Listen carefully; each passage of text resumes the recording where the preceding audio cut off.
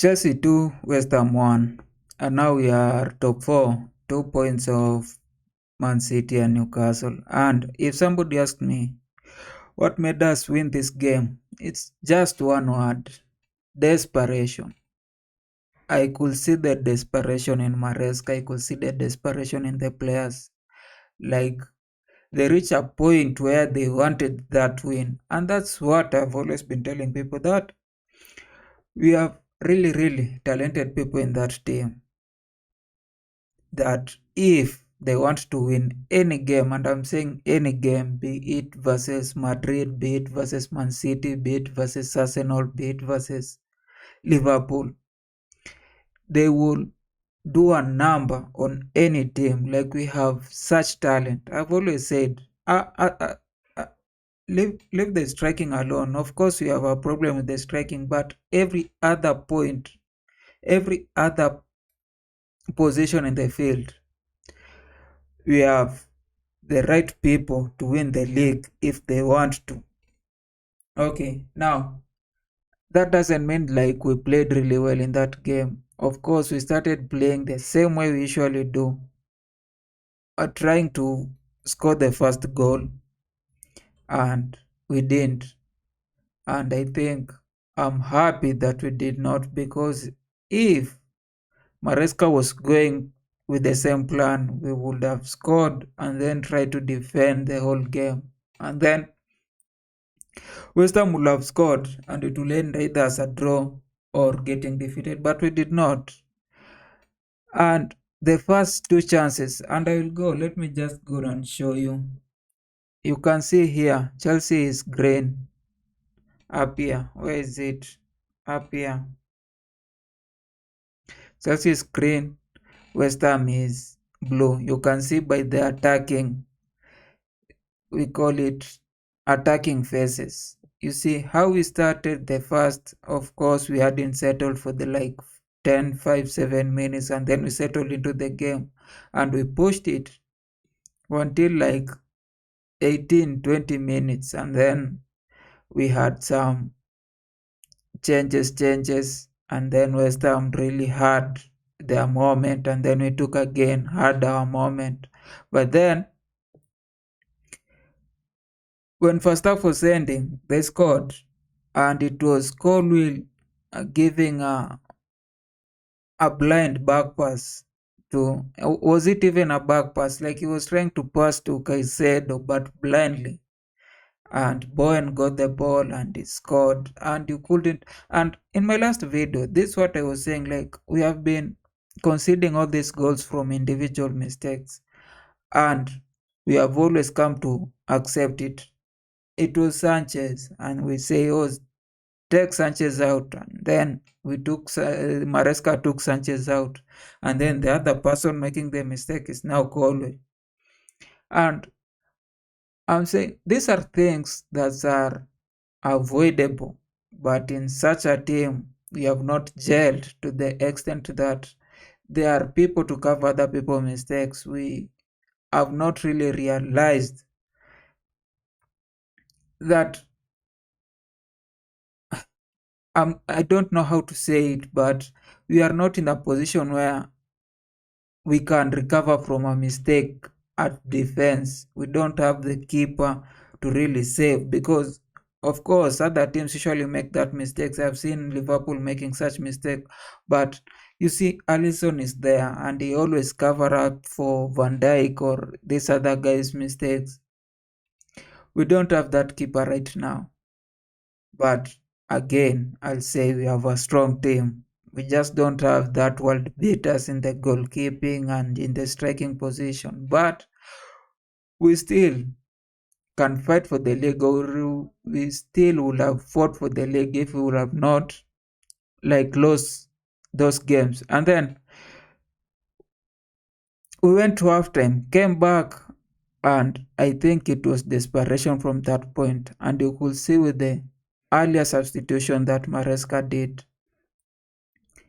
like just after first half, like Maresca went all out on substitution. Like, this time he made all those 5 substitutions. He started with bringing Jackson out, Sancho out, then took James out, then Madueke out, and then Palmer out.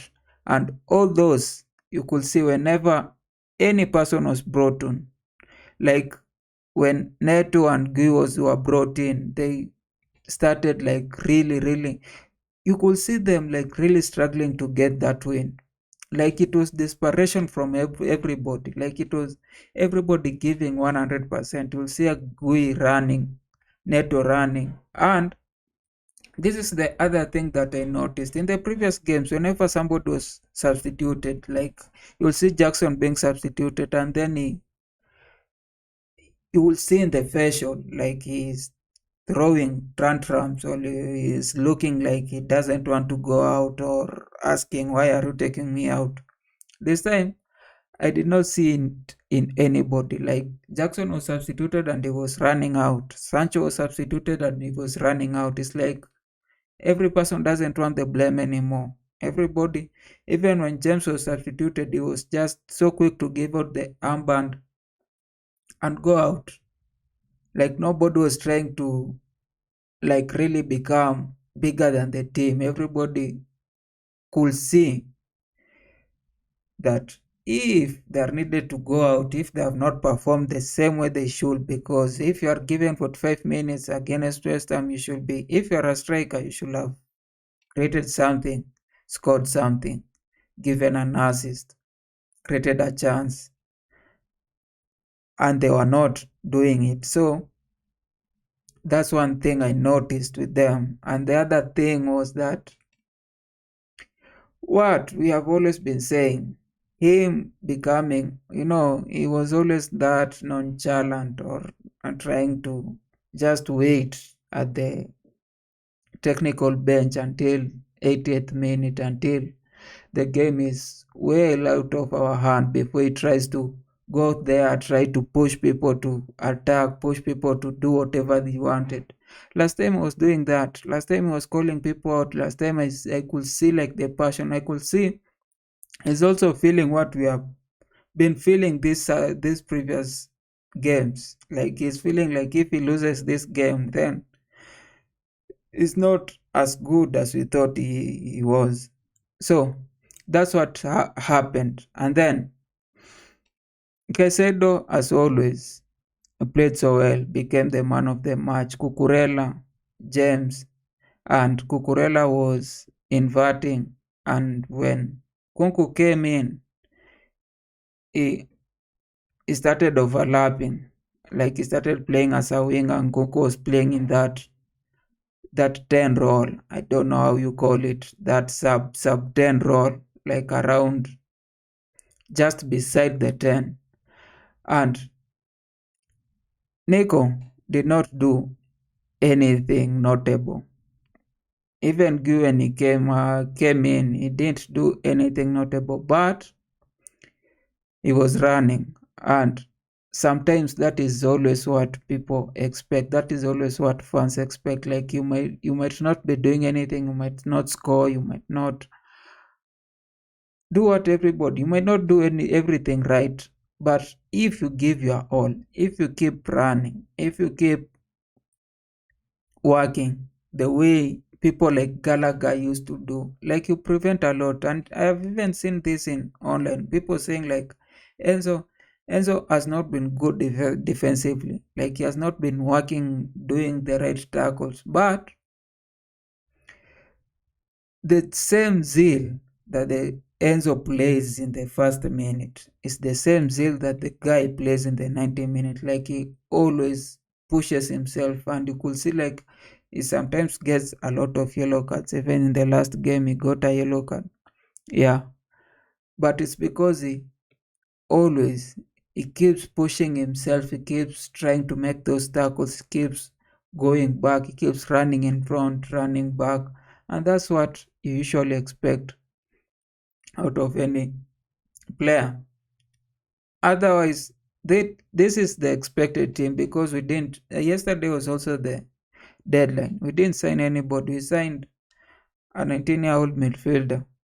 I know he's good, but he's not coming in as a, like, even in the way the journalist like put it, is like he's coming in for the next 3 months to get acquainted with the team, to get some kind of experience, and then in summer he will go to Strasbourg and Santos will come to Chelsea.